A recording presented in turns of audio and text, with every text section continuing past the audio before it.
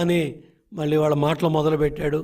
సజ్జల మీ పని అయిపోయింది, చాలా క్లియర్గా చెప్తున్నా, జగన్మోహన్ రెడ్డికి కూడా చెప్పు, హిట్లర్కి ఏ గతి పట్టిందో, గోబెల్కి ఏ గతి పట్టిందో అదే గతి మీకు పట్టపోతూ ఉంది.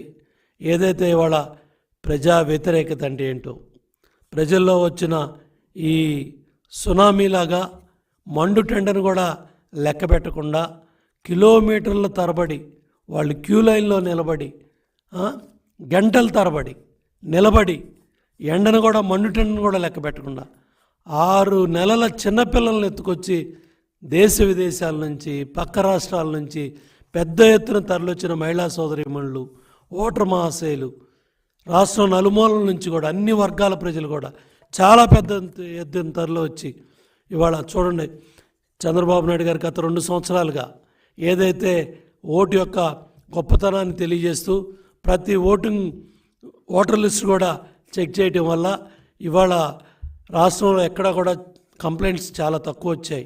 మా ఓటు పోయిందనో, మా ఓటు తీశారనో, అది కూడా మనం ఎక్కడ మరి తక్కువ కంప్లైంట్లు కూడా మనం చూసాం.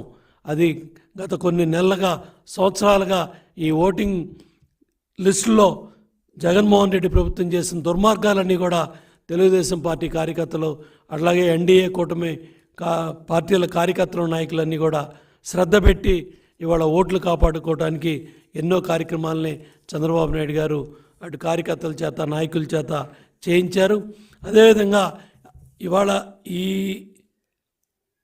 జన సునామీ చూసి, ప్రజల్లో వచ్చిన ఈ స్పందన చూసి తట్టుకోలేక ఫ్రస్ట్రేషన్తో ఇవాళ సజ్జల రామకృష్ణారెడ్డి ఇవన్నీ కూడా తెలుగుదేశం పార్టీ కార్యకర్తల మీద, నాయకుల మీద అపవాదులు వేస్తూ మరి ఇవాళ తాడిపత్రిలో మీ వైసీపీ గోండాలు ఎస్పీ కార్ని ధ్వంసం చేశారంటే మీ ఫ్రస్ట్రేషను, మీ పిచ్చి ఎంత పీక్కెళ్ళిందో అర్థమవుతూ ఉంది.